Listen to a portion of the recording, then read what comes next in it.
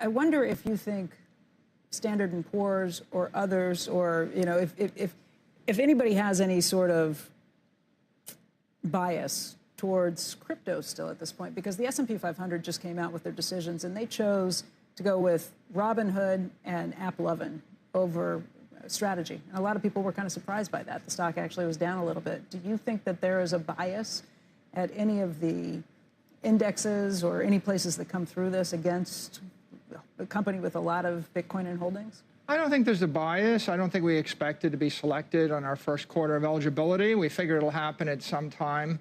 There's a digital transformation in the markets. This is a brand new novel concept. Every quarter, we make new believers. We get more support from banks, from politicians, from credit rating agencies, et cetera. I think that will continue for the foreseeable future.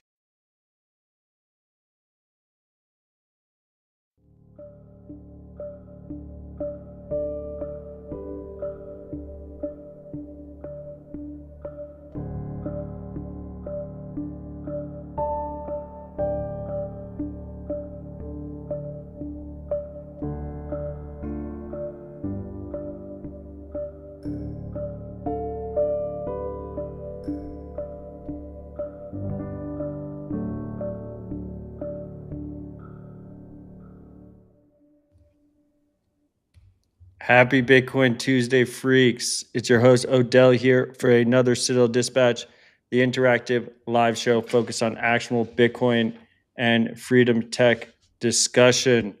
That intro clip was none other than Michael Saylor, founder and CEO. I think he's the CEO, chairman. I don't know what his title is. The lead at Strategy. They didn't get into the S&P 500. They got... AppLovin got chosen over them, but he seems to take it like a champ. Completely unrelated to today's show, but it seemed like the news of the week. So that's why we started off with it. As always, freaks, the show is ad-free, sponsor-free, brought to you by viewers like you who support the show with Bitcoin through Zaps. The easiest way to support the show is through your favorite Nostr app. I'm helping out build out Primal. I really like Primal. You can download it in your favorite app store. The top Zap from last week was 10,000 sats from Ride or Die Freak, Mav21. He beat out Ride or Die Freak Man BYT, who sent 9,999 sats. Thank you, freaks, for supporting the show. Thank you for joining us in the live chat. You guys make it unique. All links at citadeldispatch.com. Thank you for your support. We have a great show lined up today. I have Mark's here. He's building out Maple AI, a private and secure AI. How's it going, Marks? Yo. Hey, it's going great. Good to have you. Things are good. Thanks for having me on. Appreciate it. I'm excited. I'm excited for the chat. I think it's timely. I think, first, I actually didn't bring this up to you before the show. You used to be with Apple. Yeah. Today was their big Unveiling. Did you watch it, or do you just pretend that part of your life is over with now, or like PTSD or something? Yeah. It's actually really funny. I have been an Apple fanboy since I was a kid. Like, how old was I? Maybe 10 or 11, maybe younger than that. And I have, especially with the Steve Jobs years, like I was following everything religiously, closely, and being there, I was like in the thick of it. And so today would be like NPI, new product introduction. And NPI for us on our team would start like 9 months prior. So I would be talking about it constantly every day leading up to today. And to be totally honest, I was lost in financial projection spreadsheets for Maple and completely forgot the event was happening today. And it wasn't until Anthony texted me and said, hey, the new iPhone looks pretty sweet, that I realized that the event was going on. So yeah, there you go. I didn't even pay attention. I didn't watch it. I haven't looked at a single thing about it other than his text. I mean, that's kind of beautiful. I was kind of hoping that was the answer. You found your way with the new product. I think it's highly relevant to this conversation because everyone's waiting to see what their AI plays are. and they've kind of been slow. Some might say deliberate, some might say they're dropping the ball. But just for everyone at home, there wasn't really any big AI announcements today, except they have like a cool translation AirPods feature that I think like every sci-fi novel has been waiting for like the last 25, 30 years, like where both people are wearing AirPods and then it just like automatically translates as you're having a conversation. I mean, that's cool. Yeah, that's exactly what we've been waiting for. Question is, how well will it work, and what is your cell phone connection like, and what's the delay? Yeah, no, it's probably going to be miserable in the beginning is probably the answer to that. My guess, it probably works best if both people are wearing, 4 AirPods, like 2 AirPods in each, an AirPod in each ear, which is like kind of a ridiculous way. They like advertise it as like a business meeting, but like having a business meeting where you're both like podded up is, I don't know. It's just weird. But, well, don't tell my Apple former coworkers, but I don't even wear AirPods anymore. I you feel like go. they were hurting my ears, and I don't want to like gigify my brain. So I've gone back to the wired headphones. I'm a bit concerned about the wireless stuff, but I do wear one AirPod. Like I don't put 2 in my ears, so I feel like they're not zapping through me. Okay, you're not completing circuit. And I switched from like the, I don't know, we're getting completely off filter here, but I switched from the pros to the shittier ones because the shittier ones are more open. It doesn't feel like it's closed off on my ear. Yeah. And the main reason is first of all, obviously a convenience thing, but I have small children, and with small children, they're like constantly ripping at the cords. Like I tried to do the wired thing, and it was, maybe equally as dangerous for my ears. We're constantly just pulling at them. Yeah, I can see that. Anyway, Maple. What is Maple? Why should people care? Yeah, Maple, short version, is the privacy alternative to ChatGPT. It's just as simple as that. If you're sick of big companies, especially ChatGPT, knowing everything about you, then you can stop using it, or you can still use it, but also get a free account over at trymaple.ai. And we have end-to-end encryption so that all of your AI chats are completely protected. And it's not just a promise that we tell you. There are other privacy AIs out there that claim to be private, but you just have to trust what's running on their servers is what they tell you. Even if they're open source, you still don't know what's running there, but we give you a cryptographic promise. We show you, here's the open source code, here's the checksum of what's running on the servers using the secure enclaves. And so any user can go and verify what we are running is what's on GitHub. So don't trust, verify. We are we're that motto, but wrapped into AI. Love it. I just realized I messed up the Nostr stream, but I fixed it. Okay. Okay, it should be working now. I like to call it like the signal of AI. How do you think of that metaphor? That signal's great too. Yeah. Because the trust model is actually kind of similar, no? It is, except I don't think Signal is using secure enclaves. Is there a way for you to verify what Signal is running on the servers? You're using SGX, right? We're using AWS Nitro. Are they using Intel SGX? That's my understanding, yeah. Okay, then yeah, it is probably. Their whole trust model relies on cloud secure enclaves. Okay, then yes. I hadn't seen that part of it. All right. I mean, it's part of like the spook theory of Signal or whatever, is that SGX is backdoored and that you don't actually have privacy. I mean, I think Signal is a fantastic app, and I think it provides you reasonably secure chats in a very convenient way that is very reliable. And so like when I compare it to Signal, to me, that's like the freedom tech, the mass market freedom tech success story is Signal, right? And it's crazy. Like if you look at the numbers, it's still not that many users in the scheme of things compared to what they're competing against. I think Signal's like 100 million users, while like WhatsApp is 3.5 billion or something like that. but it's 100 million people that are using an encrypted chat app that probably wouldn't be using it otherwise. Like they're not going to use PGP. They're not going to self-host a matrix server. And so there's a lot of similarities, I think, there with on the AI side, because a lot of the open models, private, and secure stuff has been focused on self-hosting stuff.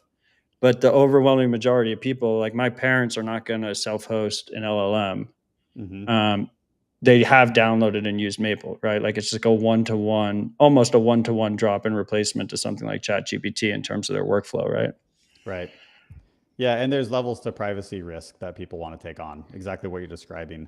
And so people love to come to me and say, well, local AI is the only private thing, and so I'm not going to trust your service. And it's like, that's fine, don't trust my service. Local AI is for sure the most private. You can turn off the internet connection, you can be totally disconnected and chat, and you can have a computer that never touches the internet. That's fine. However, there's like this huge gap between that and fully captured ChatGPT. And so we're going to take as much of local privacy as possible and give it to you in the cloud with like really powerful servers, synchronization across all your devices. And we use private keys and manage the private keys for you. And so we try to make the experience as close as possible to something like ChatGPT, but give you as much privacy as local. Yeah, I mean, I think there's a huge appeal to there, and even for someone like even for a power user, I mean, the convenience of that is just it's a significant benefit in terms of how that workflow fits in your life. Even something just like multi-platform support, right? Like the fact that I can just have like Maple easily like on my desktop and on my phone at the same time. And all like my I've got chat it on history is my synced. daylight computer here too. Like I've got it everywhere. It's nice. Super useful. Okay, so that trade-off model makes sense to me. You guys have been using open models. So these models are they're hosted in the cloud, but they're open, non-proprietary models. So how should people think about and recently you've added OpenAI's new open source model. Right. How should people think about like these models, at least in the current state, versus the proprietary ones that maybe they're used to? Maybe, I mean, I think the overwhelming majority of people are probably using ChatGPT right now, right? It's like the Kleenex. Yeah. Or Grok. Sure. Yeah, it's like, Grok. And a lot of people view Grok as like the private alternative to ChatGPT, right? They think it's the uncensored one.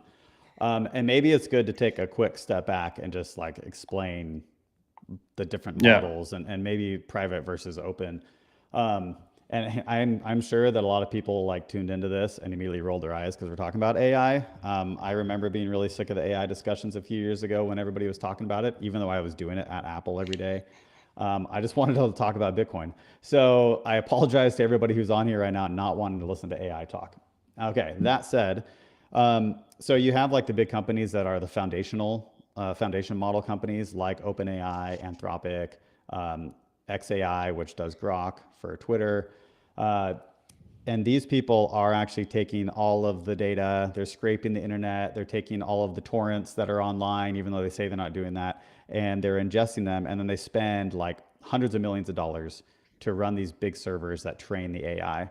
And it'll train in like these epochs where every 2 weeks they can grab a snapshot of the training and they'll run evaluations against it and try to find, when the epoch finally hits a spot where they're happy with it. And eventually when it does, then they'll take that version and say, all right, this is now a new model that we're going to release to the world. And for the companies like OpenAI, they tend to not release it out in the open. They want to release it within their product, within ChatGPT. And that's what you see as like ChatGPT 4, 4.5, 03, ChatGPT 5, whatever they want to call it. Their naming scheme is awful. And so they're really so bad. Oh, it's so awful. Nobody knows what's going on. So that's kind of how they do that. And then historically, like none of them have open sourced anything. Elon says he's going to open source Grok, but it's like Elon went open source. He hasn't done it yet. And then OpenAI recently open sourced one of their models. They made 2 variants of it.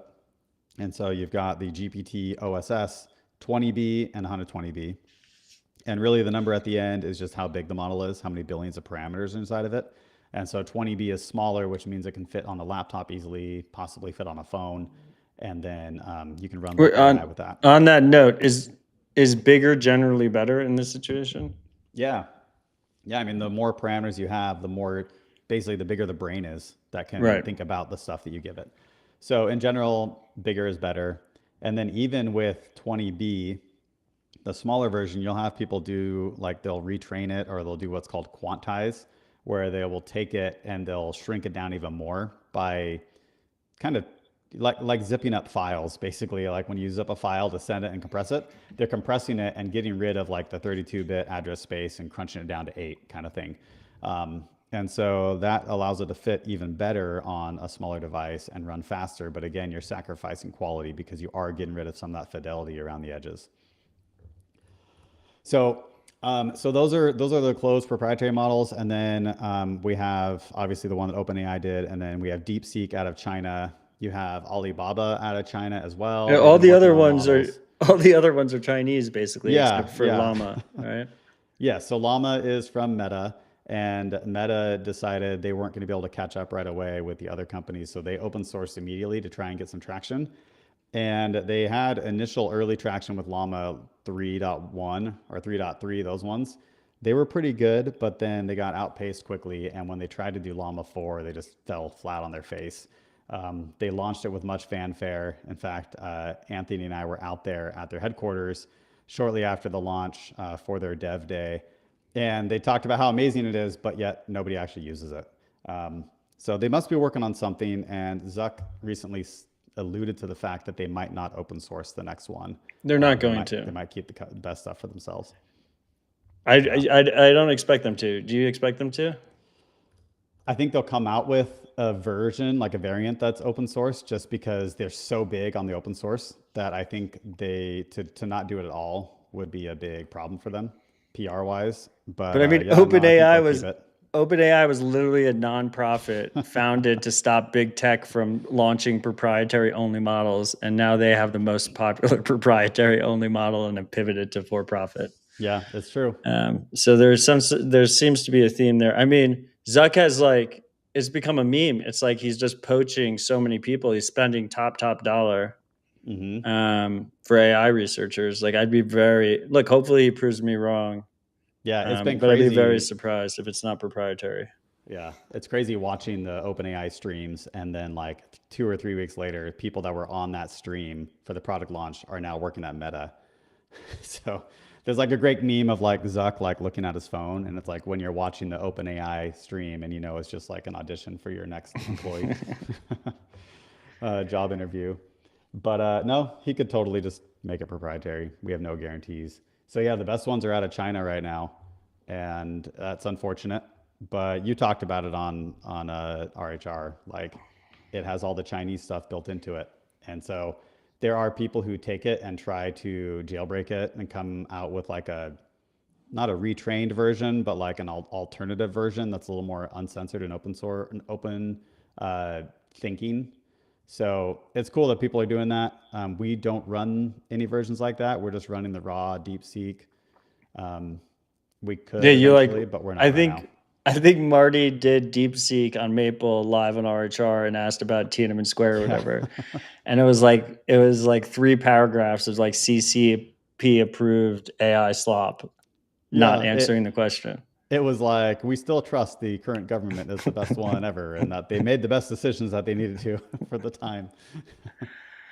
Yeah. It's an interesting phenomenon. I mean, I kind of want to just jump into this aspect a little bit, even though it's a little bit tangential to Maple, but because you've been so focused on this area, just like AI open development in general, and just freaks to Marx's earlier comment about people that might be rolling their eyes about AI. I think there's another group that maybe is like, okay, like this is a little bit too deep and technical or in the weeds. Just if you are going to leave us, just consider downloading Maple in your favorite app store. It's actually, the whole point of it is that it's very simple to use. You just pick your model, you chat with it like you would with ChatGPT or Grok. It's like very easy to use. All this stuff is like kind of more background stuff.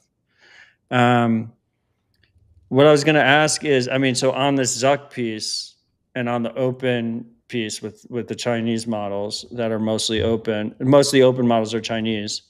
And just to reiterate, because we did talk about it on RHR, and there's some overlap in the audiences, but not full overlap. Part of that reason is, I think, because no one trusts the CCP with closed models. So they get their soft power and their soft influence of you using their models that they've trained their ways.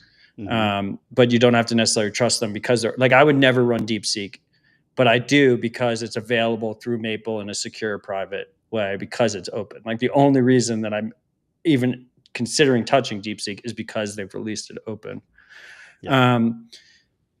There's two pieces there on the proprietary side, right? Because it's not only are they, not only do we not really understand exactly like how the machinations are working in the background, like how the LLMs are like thinking about things, but because they're in their walled gardens, they're also training them on they're training them on the data that you're actually using in the app, right? Like, I mean, and this is why I think Facebook is probably even less likely to continue the open path, because their whole business model has been like walled garden. We own all your data and we harvest you for advertisers historically, but now they can harvest you for LLM training. So do you think this path is that the big tech is just going to keep going? I mean, like, that's my question. Like, is the incentive too strong? Like, is the incentive so strong that they're, at least for the foreseeable future, going to continue down this proprietary path? Yeah, I mean, that's a really deep rabbit hole that we could go down. But you look at Zuckerberg and you look at the products that they're building, right? They have all these social products. They have WhatsApp. They have tons of data. And he like on stage when we were there in April was just so happy and proud to say, like, we have all this data and we are going to train off all your data. Like, he legit said that. And we're not going to share it with anyone. We're going to keep it for ourselves. And I think he was trying to brag that they can have a better model than others because they have all of this data that they're snooping on. But then as he's saying it, he's got these glasses on that are AR glasses, and he's like constantly like messing with them. Half the time he's talking to the Microsoft CEO, he's like distracted, like trying to dismiss notifications or who knows what. But I think their incentives are in line to like vertically integrate to differentiate. So they're coming out with hardware devices. Meta has theirs.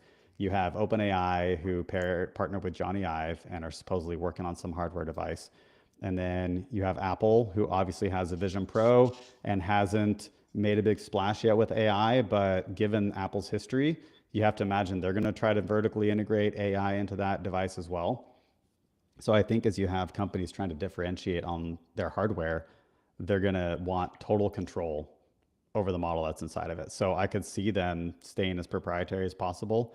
And then maybe they still kind of toss out open source crumbs here and there.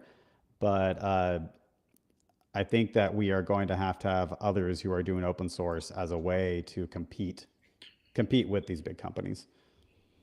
So, I mean, we kind of touched on it in the beginning, but you do have history at Apple. Like, to me, they're the dark horse. Like, how are you thinking about because I kind of spoke on it, but how are you thinking about their AI strategy? Like, if anyone's going to release, it probably won't be open. They don't really release anything open, but they might do like private local stuff. Yeah. So, I mean, I'll speak what's publicly available online. Yeah. They have their Apple private cloud compute, which is based off secure enclaves, very similar to what we're doing with Maple, but they are always going to stick to their platforms. They hardly ever want to go cross-platform. They very rarely do that. So their stuff is going to be integrated into the operating system as much as possible, and they're going to have their own models that they train. It's going to, I don't know if this is a good analogy, but it's going to be very similar, I think, to Disney and to Nintendo, where you get their products and they're like very family friendly all the way through.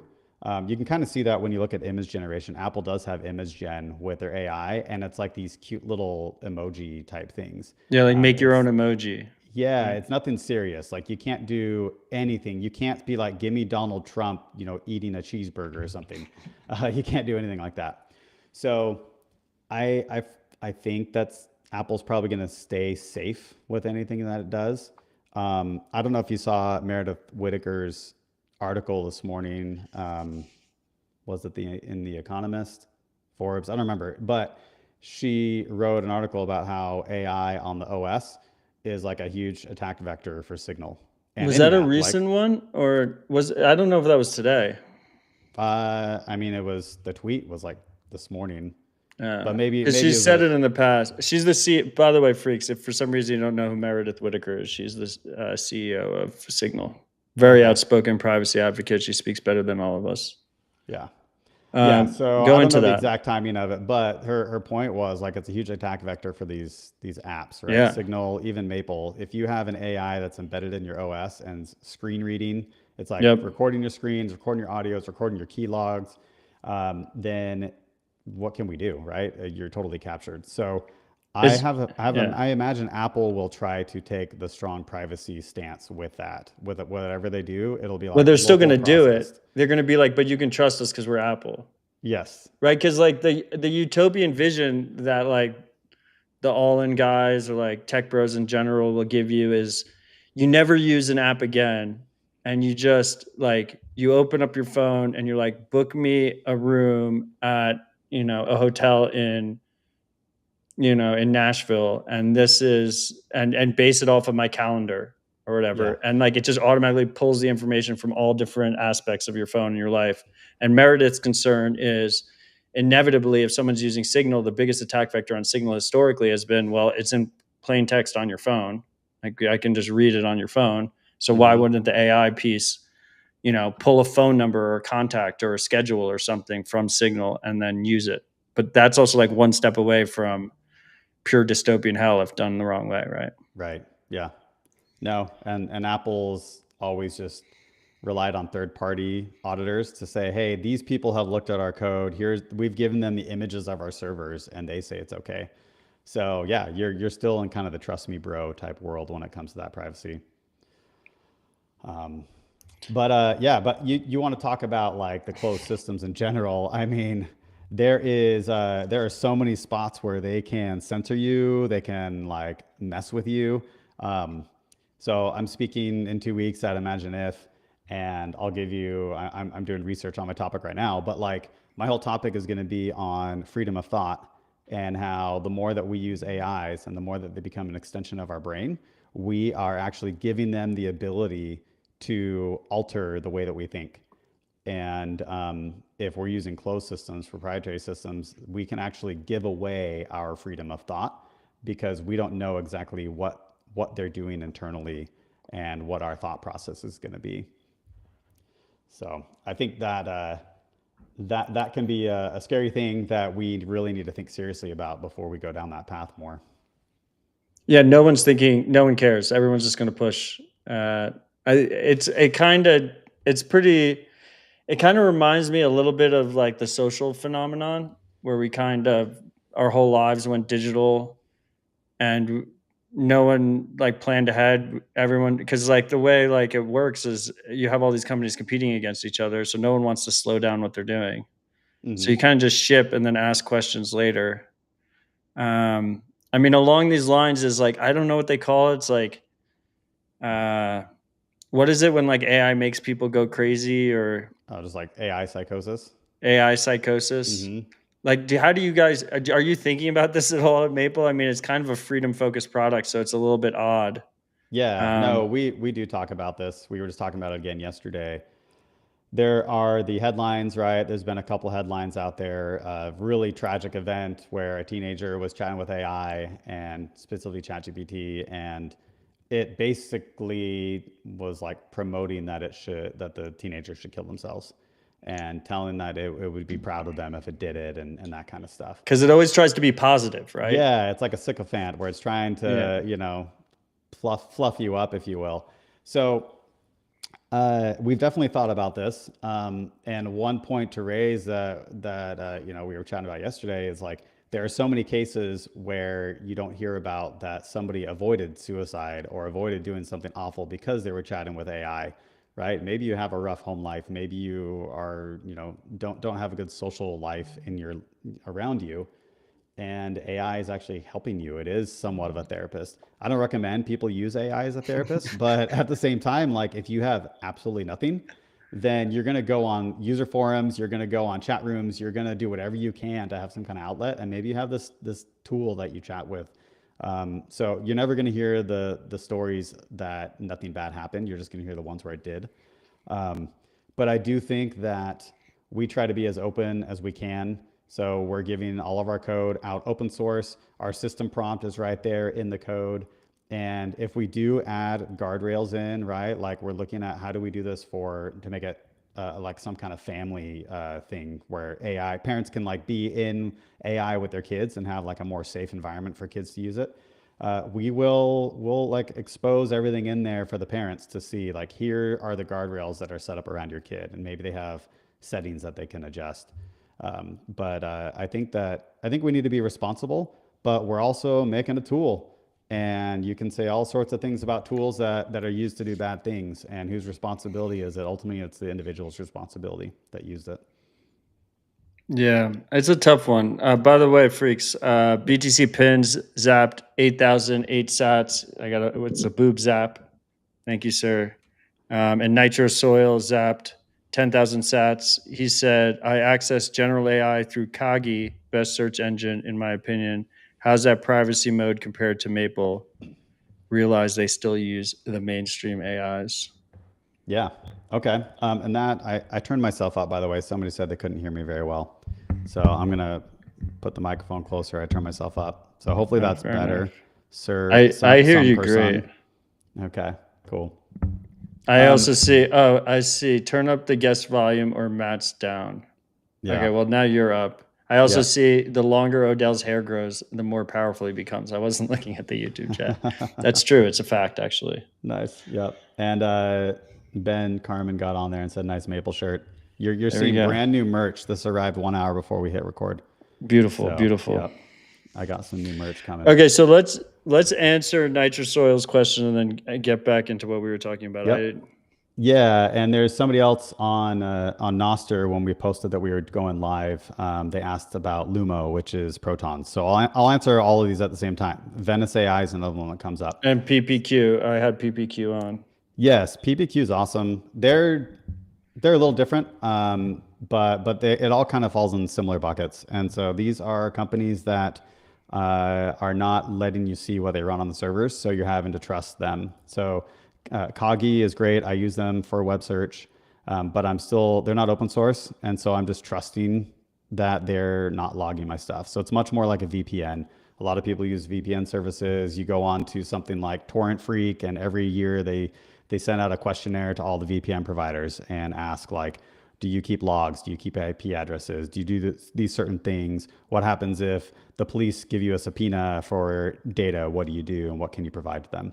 So Proton, Kagi, Venice, in my mind, and maybe I'm wrong, maybe something's been changed, so like don't hold me legally and liable to this, but they are more under the like, trust us, we're not going to keep logs on you, but you're never totally sure. So the government could show up at their door and they could be like, oh yeah, actually we were keeping stuff, and here you go. Or and there's no way we've been selling it. Yeah, most importantly, and this is key in the VPN conversation, is like there's no way to prove that logs aren't being taken. Mm-hmm. You just have to go off of like which ones have actually been subpoenaed by governments and look at court records. And then you find out that some of them actually were keeping logs, or were accidentally keeping logs, right? Maybe if they don't want to. So we just try to just show everybody what we're doing. If you want to see what's coming in Maple, just go hang out on GitHub and see what we're working on, because we build in the open. We can't ship new stuff to the enclaves without everybody seeing it. So that's how we keep everybody safe, is we're totally transparent. And then PPQ, I said they're a little different. They operate, I mean, I guess they are like the other ones. They're just a full-on proxy where they just take your request and send it over. But you can be totally anonymous because you can have like no account. You can pay with Freedom Money, and then it sends it over. So the only way you're really going to get doxxed is if you put personal information in the query that you're sending to OpenAI through PPQ, then they'll know who you are. Right. Or, I mean, also I had Matt on, who's the founder of PPQ. It's also like if you do it in the same instance, it can be the chats can be cross-linked as well. Okay. Yeah. Because there's been some so there's another one that uses cashew tokens to try and delink it. So like even though like with PPQ you don't have a traditional account like username, email, you do have like a Mulvad style, like you have an account number, and so like it is kind of cross your chats across are kind of are linked together to a degree. But if you don't put personal information in, then maybe they won't know. But then meanwhile with Maple, the difference with Maple, right, is that you just have no insight whatsoever into what the chats are. Yeah. If you could look at our database, it's just a bunch of encrypted data. So we have zero. So if anybody came, the only information that we have to turn over to law enforcement is we have the email address you signed up for or signed up with. And then we have timestamps of when chats were made. And we know the number of tokens that were used. So tokens, you know, for the technical term, tokens are how big of a chat you had. So when you type something in, a token is roughly like 1.5 words, English words. And so that's how many tokens went into the model, and then it generated stuff and sent something back, and that has a number of tokens associated with it. So that is it. Like that's the only data that we have on people. And over half of our users use privacy email addresses. And so we don't know who they are. And a lot of them pay with Bitcoin. A lot of them pay with privacy credit cards. And so you are welcome to kind of be as private as you want to on Maple. And as far as the content of your actual chats go, we have no insight. We can't see anything about them. Right. Basically, the only information you have is the information you need to like actually conduct billing. Yep, that's it. And you can stay private with your billing if you want to.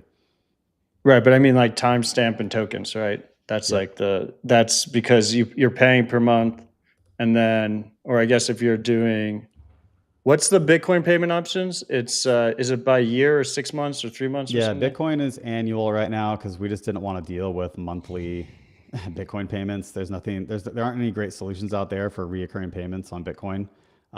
There was a wallet once called Mutiny that was doing it, but it's gone. So it's annual subscriptions with Bitcoin, and then fiat is, you know, if you pay with credit cards, it's monthly. Yeah, I originally paid with credit card because I wanted to do monthly, and then Tony immediately shamed me, your co-founder, and then so I deleted my account and then I paid with Bitcoin. But I mean, I'm a user. I use it almost every day. It's fucking awesome. I've never used ChatGPT personally. I could never get myself to pull the trigger on that and enter that world. So I don't really know what you're competing against, except that you're up against a big juggernaut. But I love it. I just want to go back. So I have two questions for you on the product side. You know, at 1031, we're invested in a lot of freedom-focused businesses. A lot are privacy-focused as well. Obviously, we're investors in you guys at OpenSecret. But before that, it was, you know, it was Tony and the gang, and then you joined, and you were building a Bitcoin wallet, and that was why it kind of fell under our purview. And then you pivoted to OpenSecret and secure compute and AI. So it's really the only AI business, or pure, like almost like a pure play AI business that we're focused on. This is very long-winded, but when you're building like freedom stuff, it's very difficult. Like if you're building private or freedom stuff, like you have no user feedback. You don't know how users are using your product. So how do you think about like the choice you give them? Like one of the biggest things I hear from people that I recommend Maple to is like their first question, and I kind of touched on this with the Mint conversation last week, is like their first question is like, okay, which model do I choose? Like, how do you think about that? I mean, there's a lot of choice. You're giving the user a ton of freedom, but each of those models are very, very different in like kind of output and how they're used. How do you think about that? Yeah. So we wrote a model guide on our blog, just like kind of a high level. Here are the different models and generally what they're good at. But to be honest, like nobody really knows for sure what the models are totally good at, because the way that you use it might be different than the way that somebody else uses it. So there are models that are focused on programming and writing code, and those like for sure have been fine-tuned for that. Some are better at arithmetic, some are better at long form writing, but all these models also have a general side to them. So maybe you're more of an analytical thinker in general, and so a mathematical model is better for you to use just in your general chats. So it's difficult to tell people like you should use this model for this thing because you don't totally know. And then like you said, we don't have to keep analytics on anybody other than the billing stuff that we have to do. So we don't know what is successful for some users. We could provide like a thumbs up, thumbs down kind of thing. Did you like this? And we could maybe store those anonymously. But aside from that, like we just have to talk to users. And so we have several team accounts. We're trying to get a lot more businesses signed up on Maple because it's great. You can provide it to everybody in your company, and you get a more powerful account than the free version of Maple. And so I'll have phone calls with our team accounts and ask how they're using it. And so I get direct feedback from them in a more private setting, but it is filtered through like their memory of how they use the product.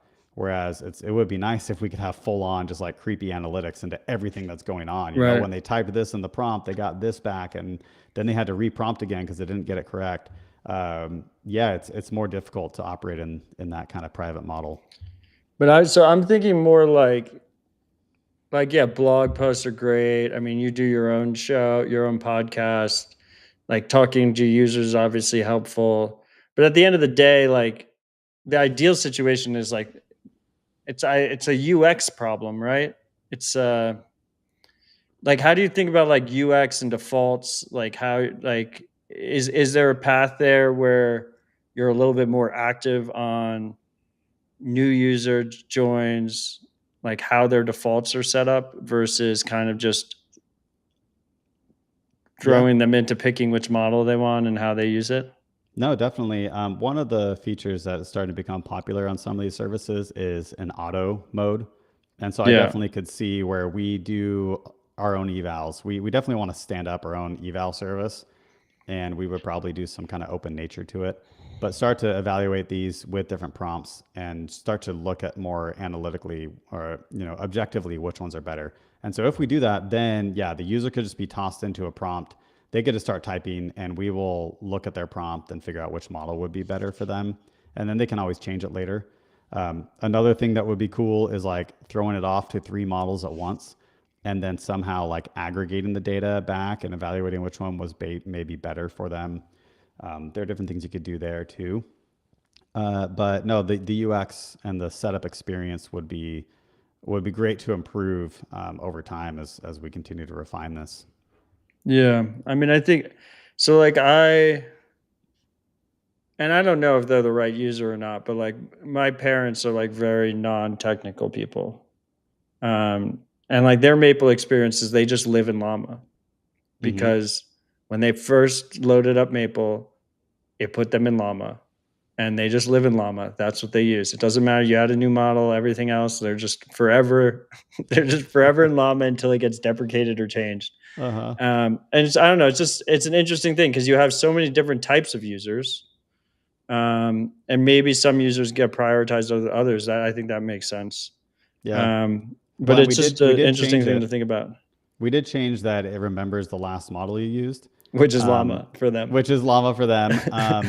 And I'm trying to remember, we were trying to do it to where when you upgraded, it would like switch you to DeepSeek or GPT. Yeah, because they're paid users too. Yeah, so either they got switched because we changed that default, or what you could do is next time you're with them, just like make a single chat for them in Maple using a different model, and then they'll be on the new model after that. Yeah, I mean, I take some personal responsibility because they were visiting, and I basically just subscribed them both to Maple, installed it on their phones. Nice. I like held their iPhone up to their face, did the Face ID for them, and I left them in Llama. So it's kind of my fault. That's right. But they're subscribers now. They're supporters. Awesome. And they do use it. I mean, this is also something I've been thinking about for a while, just like on the privacy side. is like you can have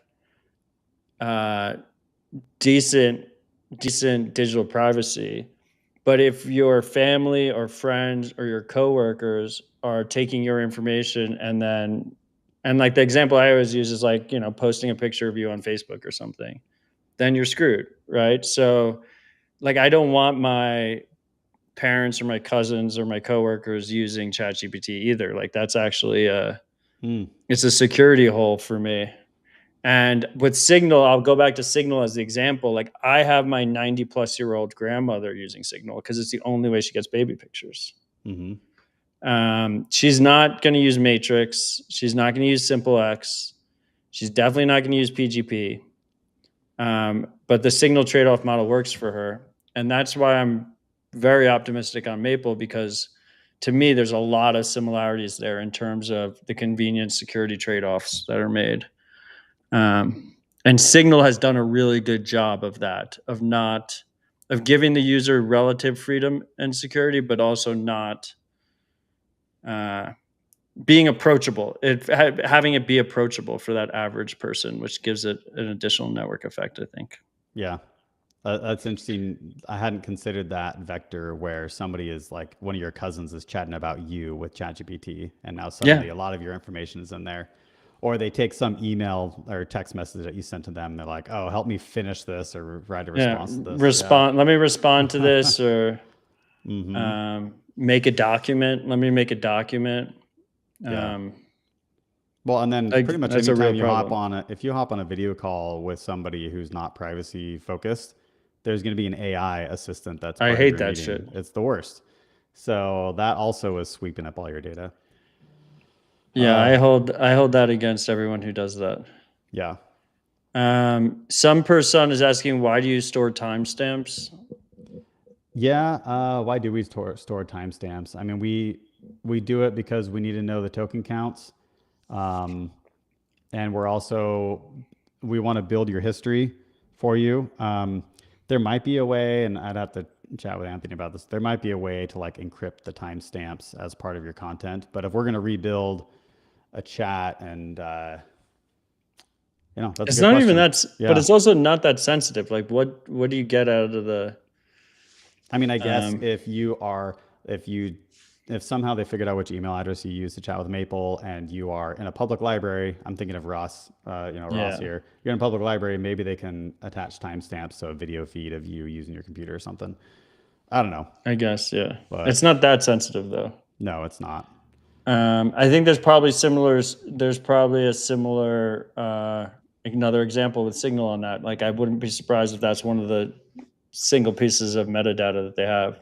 I know they've gone through great lengths to not have like your network graph. They don't know who you're chatting with, but I wouldn't be surprised if they know when you chat. Just because they're sending data at that specific time. Yeah. Okay, I also want to go back. I'm like hopping around a little bit here, but we keep going down holes and then I pull us back. Just from like the parent angle, you mentioned the kids. I think ChatGPT just released some kind of kids mode. My kids will never use the Sam Altman product. But it's something that I battle with all the time. Well, my kids aren't old enough yet, but I will battle. Like, it's something I do think about. How do you Maple could be like this ideal. So, because you also don't want your kids to be Luddites, right? It's the same issue with like the internet, right? Or like social media and stuff. Like, you want them to be prepared and ready for the quote unquote economy of the future. But at the same time, I don't want them like completely one-shotted by AIs. So how do you think about that? Yeah, no, definitely. I mean, if OpenAI is listening to this, they're going to hear our future potential product. But no, we do want to. Sam listens. He's a writer. Sam listens. Yeah, maybe it's more Proton that I'm worried about. But no, we want to come out with like some kind of family plan.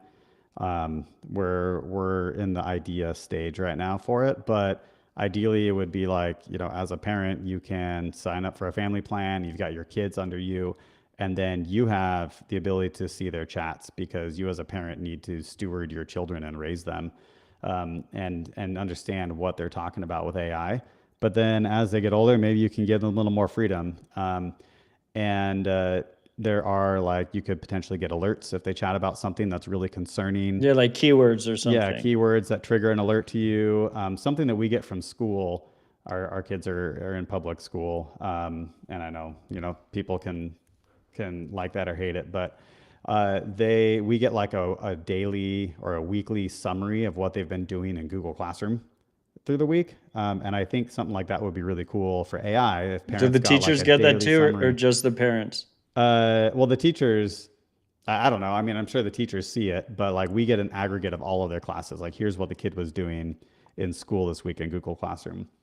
And so I think with AI, it'd be really nice as a parent to say like, okay, here's what your kid chatted about today. Here's a summary of the conversation. And then if you have concerns over any of these, you can dig in and go look at it. I'm a big believer that kids don't have full privacy, as especially when they're younger and you're trying to teach them the ways of life. And so as we've given our kids a phone, we've been like really closed off to what they have. Initially they can only text us and other family members, and then we open it up to some friends.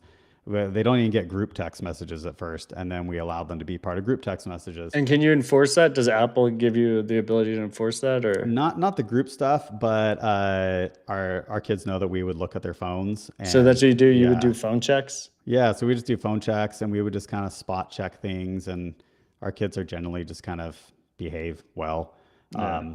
But over time, we stop reading the text messages frequently as they show us that they can, behave well online.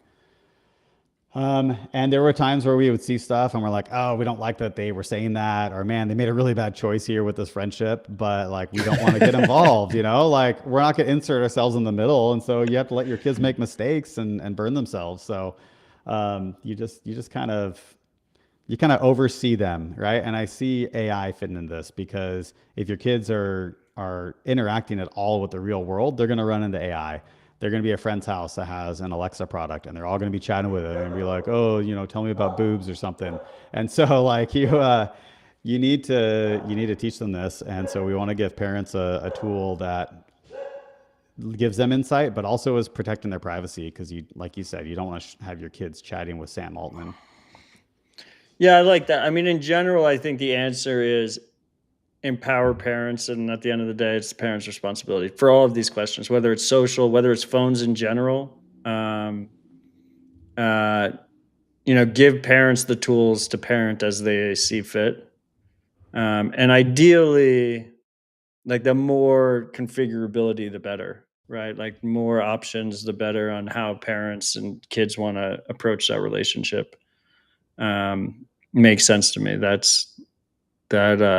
lines up with my world. I mean, this is something that I think about all the time on the Nostr side too, because like Nostr is like this weird thing where it's like a bunch of people that kind of hate social media are trying to build out like a social protocol, and it's like it's such a balancing act of how do you approach it in a healthy way, and then you constantly hear the complaints of but what about the children, right? We're seeing a bunch of age restriction laws happen around the world in terms of the state trying to keep kids off of social media.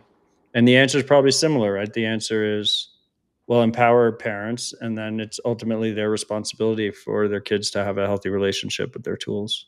Mm-hmm. What do you think about Ben the Carmen's idea of being able to set your kid's system prompt? Yeah, no, I think that's great. I just got handed a note from my kid saying there's a wasp nest right outside our front door. So I've got a task after we're done here. Yeah. Well, we can wrap shortly, so you can go handle it. I think it's funny. That's pretty timely. Can Sam Altman take care of that wasp nest for you, or are you going to have to deal with that? Yeah, no, like the exterminators are totally cooked. AI is going to come take care of it for me. No, I think that's great. I think parents should, in this like fictitious family plan that we want to build, parents would have the ability to set the system prompt. And then, again, the parents have the ability over time to be like, hey kid, now you can do the system prompt if you want to. I think also like kids maybe can't delete chats in the beginning, or they go to like some trash folder that parents have access to that can see like what their kid is deleting. And like, I'm always conflicted because I grew up during a time where my parents had no idea what I was doing, right? I would go outside and play, and we would like venture off to another neighborhood. And just as long as we came home, when the street lights came on, we were good. And then when the internet came out and I got a dial-up modem, I was in my bedroom dialing up and, you know, just doing who knows what on the computer. And my parents just had no idea what was out there. Yep. So I long for a day like that with my kids, but I also want to be realistic that like I can't just give my kids an unrestricted phone with unrestricted social media and unrestricted AI and just hope for the best and like huck and pray, because we've seen too many like awful stories of things that have gone wrong. So I hate saying it's a different world now than it was when we were kids, but like it kind of is in many regards. Yeah, I mean, when I was younger, like I could run laps around my parents with computers. Like I could lock them out of all their bank accounts if I wanted to. They had zero control over me. If anything, I was in the control position. Like I could read all their emails and shit. So it is an interesting thought process to think about, but it's something that I think about all the time.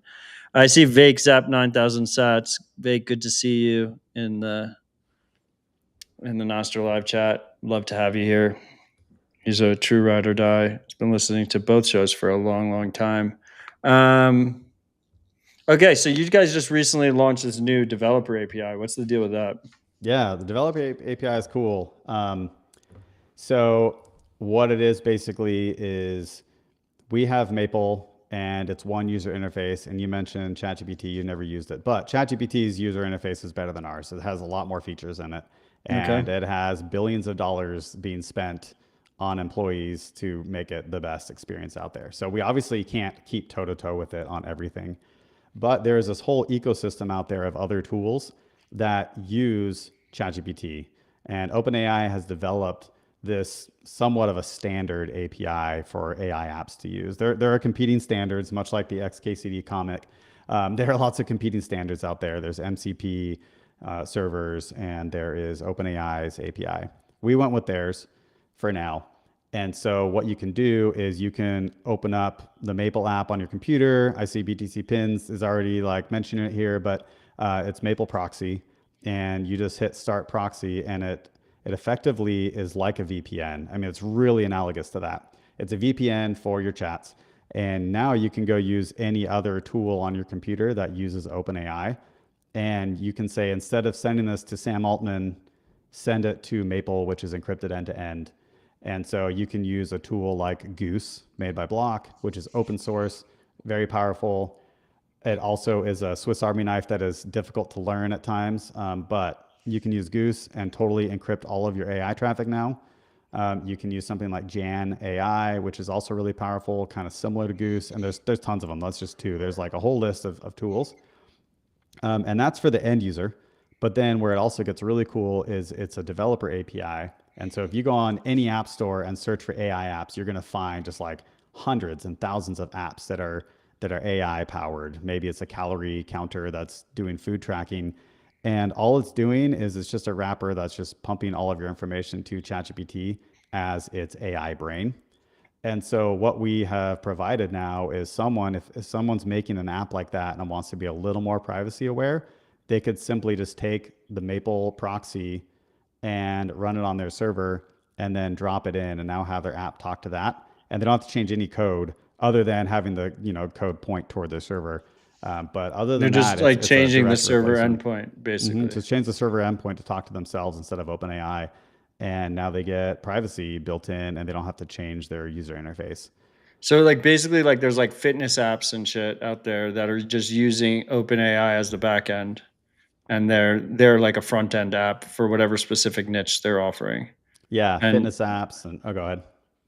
No, go on, continue. Oh yeah, no, I mean the biggest one is the relationship apps. So you have, I can't remember the names right now off the top of my head, but like There's the one for girls who just want to have a relationship buddy, and there's one for guys who want to have a relationship buddy. Or like character AI, is that character AI or is that something different? That's a little different. Character AI, I mean, it does that, but these are like specifically like, I want my AI girlfriend and I want my AI boyfriend. That's like a big thing now? Oh, it's huge. And there were two that were really big, and they both got their databases hacked. And so all these people who were like having really salacious conversations with their AI girlfriend, you know, their stuff is now out there on the internet for the highest bidder to grab. But a lot of those are just piping through to ChatGPT because it's easiest, right? They could run a model on your device if they want to. They could put a smaller model on there, and some of them do.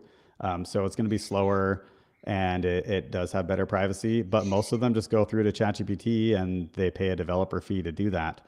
And so now you're trusting the app developer and you're trusting ChatGPT with all your data when you're using that app.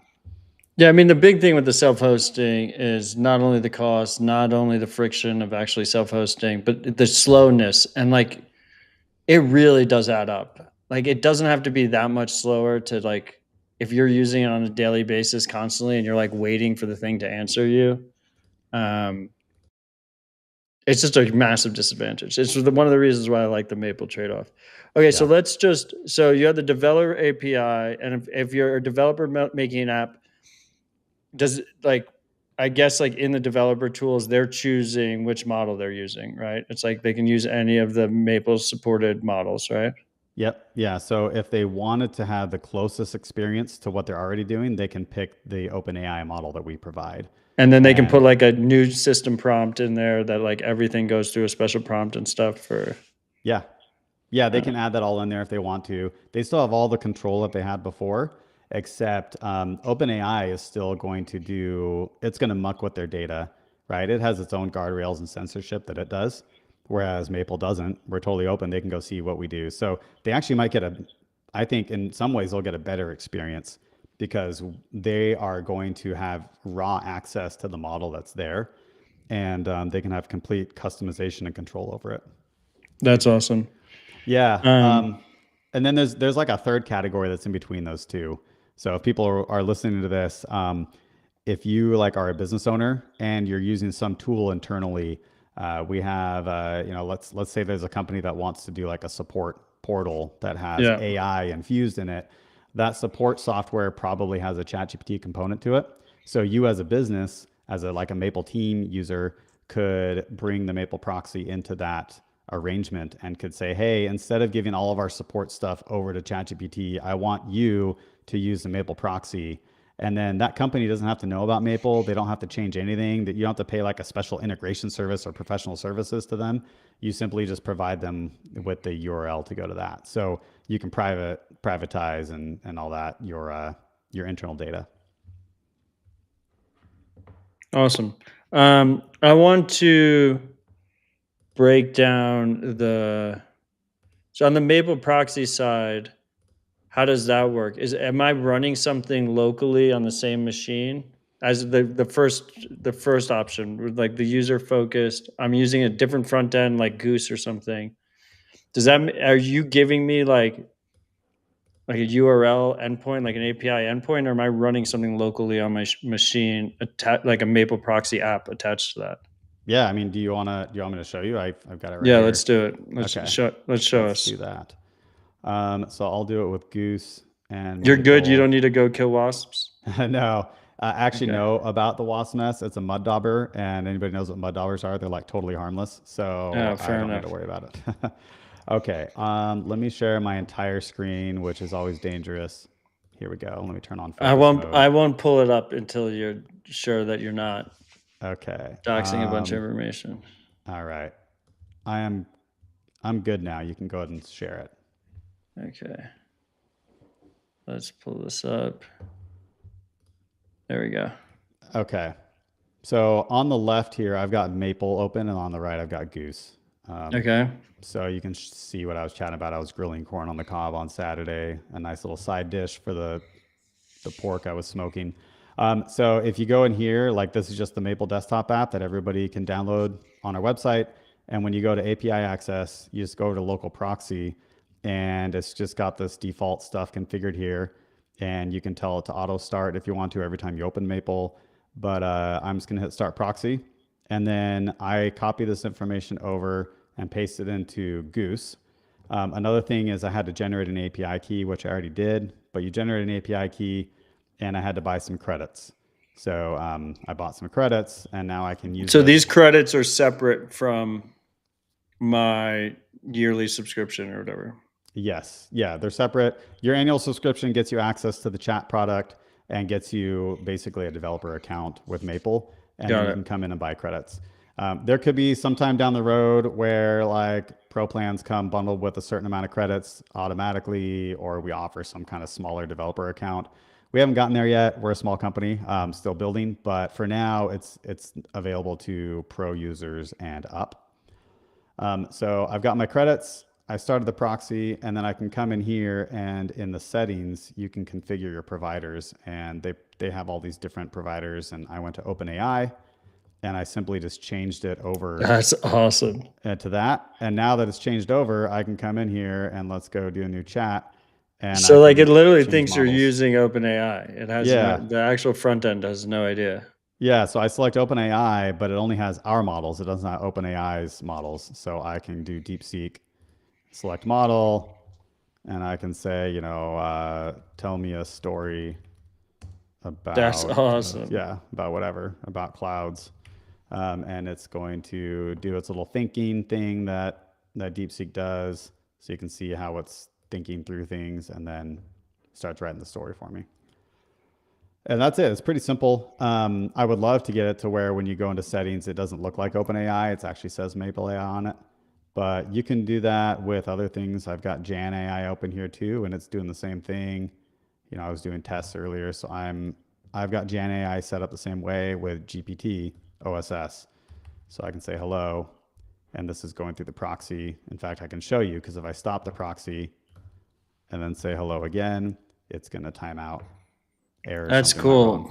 Yeah. So it's fully encrypted going through our backend using your own account. That's awesome. Yeah. That's quite powerful. And then you don't have, I can turn off your screen share. So then you don't have to deal with, like, people can just use the UI they want, and they get the privacy and security guarantees, basically, right? That's at the end of the day. Yeah. So one of the biggest requests that people have is they want to have web search inside of Maple. I've heard some people say that. Yeah. So in theory, you could use another tool that already does web search. And is there one? Is there one you could recommend? I need to figure out how to get Goose to do it. I know Goose can, but it's such a hard tool to use. Goose team, if you're listening, like, make your product easier. And maybe I could be the change I want to see in the world and submit some pull requests to it. But if someone wanted to vibe code, which model is the best that Maple has right now? I mean, people love Claude, but Claude is proprietary. Yeah, so we have Qwen 3 Coder, which is like the best open source. Who is that? Is that model. Alibaba? That's Alibaba. And in some metrics, it's like as good as OpenAI and Claude in some things, right? Or it's really close behind. Claude 4, I think it's Sonnet or Opus. I can't remember right now. That's like the gold standard that everybody's going off of now. So it's the best, but it's also super expensive to use. And then you could spend thousands of dollars in credits every month using it. And they're harvesting all your information. Yeah. I know. It's crazy that Claude, basically, most people are using it to code now. And so it has like all the proprietary software out there, like in flight. It's recording everything that people are doing. So all these companies that care about their IP and like have access controls around their repos internally, like they're still sharing it with Claude in the process. And then like they also like have like to talk about have to have policies among your team, because there could just be a random dev on your team that's using it. You might not even realize. Oh yeah. Cisco did a study last year, and they found that 48% of employees were sharing company information with AI tools. And it didn't differentiate between like whether or not their companies knew it, but they're doing it. And I've talked to plenty of people in person who say, yeah, my company told me not to do this, but I'm just hoping that they don't know, because people want to do good work. They want to like get a promotion. You know, they want to do their best. And so they're going to use the tools that help them be most effective. Are you familiar with the work Alex Gleason's doing? Is that the Shakespeare? Shakespeare, yeah, and MK Stack. Yeah, so I listened to your dispatch with him, what, a week or two ago? That's the most I've gotten into it, just listening to that one. MK Stack is cool. So what is MK I don't really, Stack? I mean, it's open. I don't think it's an LLM. Is it like, I don't know. I'm such a noob when it comes to AI stuff. I think it's like, do they call them, is MCP like the type of format or something? So MCP is what Anthropic came out with as their API for AI tools to talk to each other. So a lot of tools now have like an MCP interface on them, model context protocol interface that they can talk to. His GitLab says it's the complete framework for building Nostr clients with AI. Okay. MK Stack is an AI-powered framework for building Nostr applications with React, Tailwind, Vite, Shad, CNUI, and Nostrify. Okay. But I think it's independent of the model. I don't know. I was going to just... Yeah, I'd be curious what Shakespeare is using on the back end. Is it using Claude or one of these services, or are you bringing your own PPQ? Yeah, that's my understanding is it's proxying into one of the big dogs. Yeah. I think Claude is what they're using in the back end. Okay. But it'd be cool to see you guys. I don't know, like there's some crossover potential there. That's as far as I'm going with my feedback. I have no idea what I'm talking about. Yeah, I'm just Alex, a humble Maple user. I have reached out to PPQ. We've chatted with Matt quite a bit, especially when we were doing the OpenSecret stuff earlier on. So he's aware of Maple and Maple Proxy, and we've talked about hopefully getting the Maple Proxy up on PPQ. So then that'd be people cool. could use it, because everybody wants to use Maple, but pay as they go. Like they love the PPQ interface for privacy, and I would love to offer it too, but that's just not where we're focusing right now. So I see a nice middle ground where PPQ just proxies through to Maple. That's true. Like I pay for the year in Bitcoin and I just leave a bunch of tokens on the table. Like I'm not using enough, probably. Like I'm using it to support the mission, right? More than if from a price point of view, I'm probably better off using it on a pay per token basis. So I see what you chat about. I can see you could be using it more. Well, you see my timestamps at least. You know my timestamps. Uh-huh. Actually, I don't think you know which user I am now. I don't know who you are. No. Yeah. In fact, I'll see like some low-key influencer online be like, "Oh, I love Maple," and it's like, "Oh, I had no idea that you're using it." So it's kind of cool.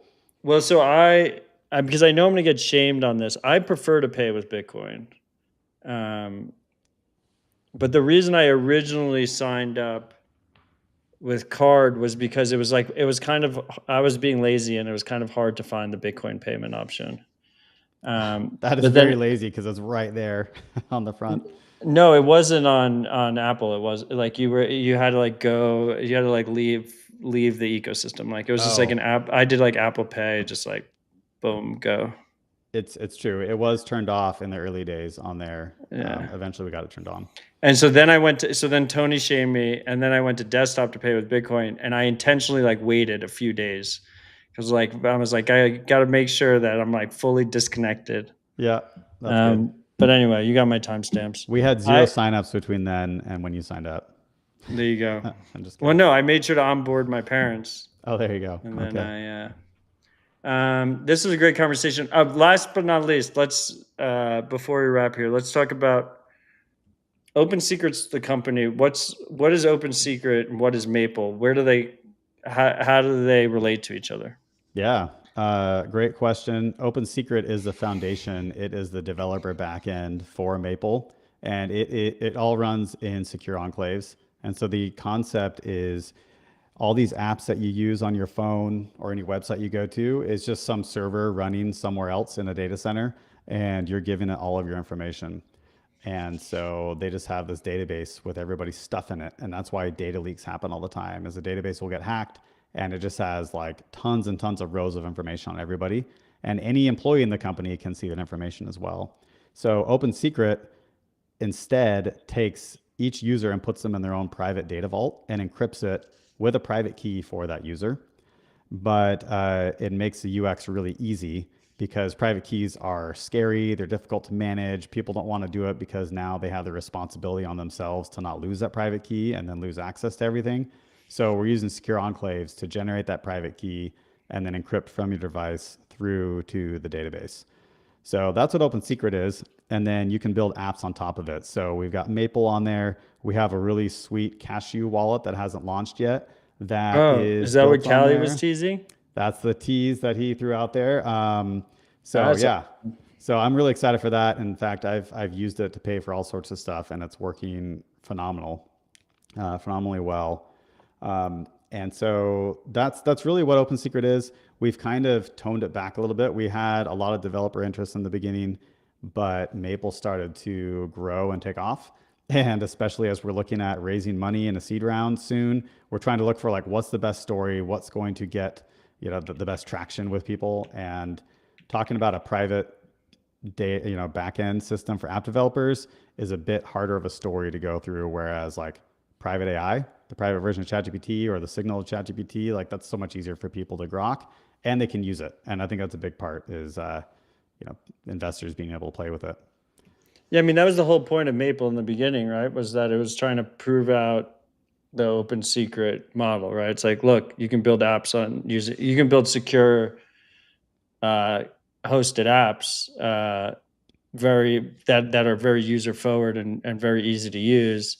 And it was like a hard pitch to make to people. So like, oh, you make Maple, and it's like, look, if you use Maple, this is using OpenSecret as the back end.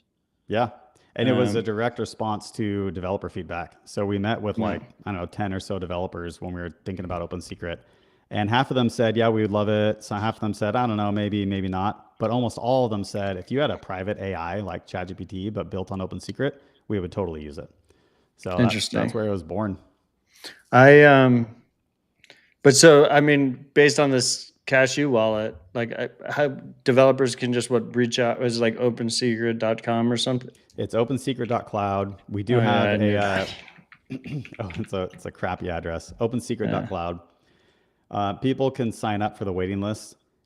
And then we also have a Discord they can join. It's on the website. They can click in there and chat with us. But we are not onboarding any new developers right now because we're so focused on Maple. Got it. So don't reach out. You could, right? You could, but I find a lot of the developers that contact us actually want Maple as their developers tool. So now that we have the Proxy, like that's going to satisfy a lot of their needs. They just want some kind of private AI. But eventually we will probably circle back around to OpenSecret. I don't know when that time will be, but I think that when the market is there for it, we can basically productize that and bring on more developers. Yeah, I mean, or maybe not. I mean, the story of Slack to me is fascinating. You know that story, right? Oh man, refresh me. I've read it a long time ago. It was like some random video game company that nobody's ever heard of, and they just built Slack for their internal comms.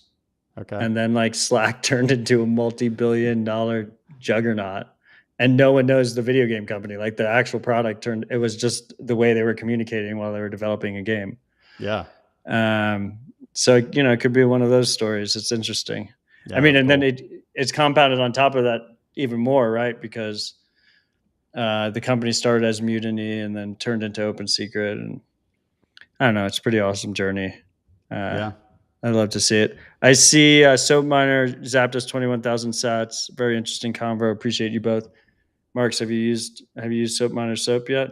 I have not. You guys talk about them all the time. I need to get some. It's the best soap. If your birthday's coming up, don't dox on the stream. Okay. I get you a bar of soap. It's great. Okay. It's a good gift. Marks, this was awesome. Thank you for finally coming on. It's been a long time coming. I'd love to do this, maybe every 6 months or so, like do a check-in. I'm trying to do a little bit. The freaks have probably noticed, like, I try and intersperse Bitcoin shows with Nostr shows and AI shows. So I'd love to have you on more often. Yeah, that'd be great. I mean, the AI space is changing rapidly. So we can It's do an important. AI update every once in a while. Yeah. And you guys are shipping fast too. Like freaks, like the best way you can support what they're doing is by subscribing. It goes a long way. They're a small, lean team. It's just him and Tony. Yeah. It's pretty impressive. Anyway, before we wrap, you have any final thoughts for the audience? For the freaks?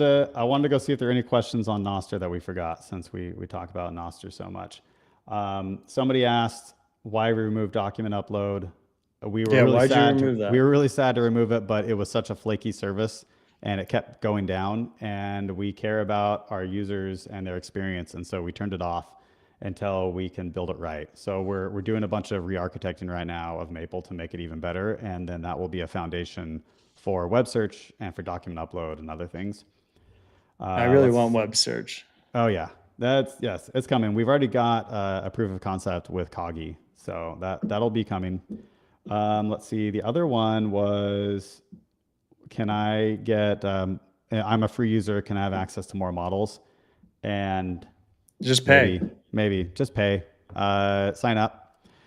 Somebody else asked if we're going to bring back our cheaper account. We did have a starter account and we got rid of it. I don't know if we will. Just sign up for now and support the project. You can sign up for just a month if you want to, and maybe down the line we will, but who knows? What is it? It's $20 per month. $20 a month. If you pay for a year with Bitcoin, then you get 10% off. Then it's $216. You get every model that you guys support, right? Yep. Yeah. And then if you're a business or you work at a company and you want to bring private AI to your company, we have a team plan, and it starts as small as 2 users and can scale up the size of your entire company. And so it doesn't have to replace the other AIs. I keep telling people this, like, I'm not out here saying stop using ChatGPT, stop using Claude, but add a privacy version to your toolkit as well. So that way, when you're reaching for the right tool, you have everything at your disposal. What about image gen? Whew, that is such a tough topic. We don't have that. And think of the kids, man. Like, think of the kind of content that can be generated with image gen in a fully private model. We haven't figured out how we want to handle stuff that is maybe just like really, really awful in the world. So I don't know what we're going to do there yet. But we have so many other big things that we want to build before even getting to that, right? Like, we don't have web search and stuff. So we'll have to tackle that at some point. But for now, there are plenty of other great ways to generate images that you can use. So I think I'll just kind of leave it at that. What do you think of the like the people making like videos from still images? Oh yeah, I mean, those are fun. They're really cool. I think a lot of these things are just like hobbies right now. People are playing with them just for fun as like a means of expression. So I think it's cool. But have you seen like the argument that like people are just like making fake memories? Like they're taking old photos of, I don't know, like a father that passed away or something, and they're like supplanting them with fake memories. Yeah. I mean, if you think about it, our mind is kind of full of fake memories too, right?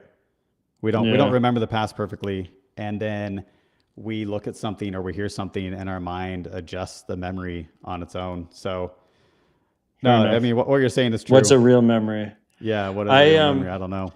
Anyway, on the image gen stuff, like, I know it's a sticky subject or whatever, but I will just say, like, unless there's a privacy focus, like, I can't use any of the current tools with like family photos or anything right now. There's nothing out there. It's true. So one thing we could do is we could just put guardrails around it, and it will be transparent, right? We're not trying to do any kind of censorship on people that is secret and subversive. So if we do image gen and we put a lot of strong guardrails around it, you'll be able to see what they are, and it's open source, so you could adjust them if you want to. And maybe that's the solution that we go with down the road. Okay. Well, it's all fascinating. We'll figure it out. You'll figure it out as you go. Yeah. Marks, thanks for joining. I I asked you if you had final thoughts. You Yeah. went and answered any questions on Nostr. Do you have any additional final thoughts? Or? Final thoughts. It's just that whole concept of a toolkit. Like, go to trymaple.ai and get a free account, and because everybody has a free ChatGPT account except for Matt, so go grab one and just have it available to you, and you'll start finding as you chat with ChatGPT, you're like, oh, I actually don't want to say this to this company right now. And you can go over to Maple, and it's like a really liberating experience to be able to chat openly with something that's protecting your privacy. So just give it a try.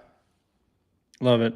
I would just say don't stop at the free account on Maple, because it is a big upgrade. Like, you pay $18 a month, you get a ton of tokens, you get all the other models. What the free is the free just Llama? It's just Llama, which is a decent model, but It's so bad. Llama is so bad. It's decent. But it's good that it's OpenAI quick. stuff is better. The nice thing that is Llama is like super quick. Like, it answers you right away. Yes. It's not thinking or anything, but it's not thinking because it's retarded. It's just like it just spits out whatever's in its mouth. Just like, well, and it's stuck in the past, right? It's an older model, and it just continues to get older. So, yeah. Have you noticed that the GPT open source one just wants to make tables of everything? Yeah, I finally started telling it, don't make tables, and I get really mean sometimes to it if it does. I always have to tell it to keep it brief. I just tell it. I constantly am just like, just keep it brief. Don't make me a table. It's insane. There you go. Okay, Marks, fantastic. Okay. Thank you for joining us. Good luck with the Wasp Nest. Thanks. Freaks, I'll see you next week. All the links to Citadel Dispatch are at citadeldispatch.com. Share with your friends and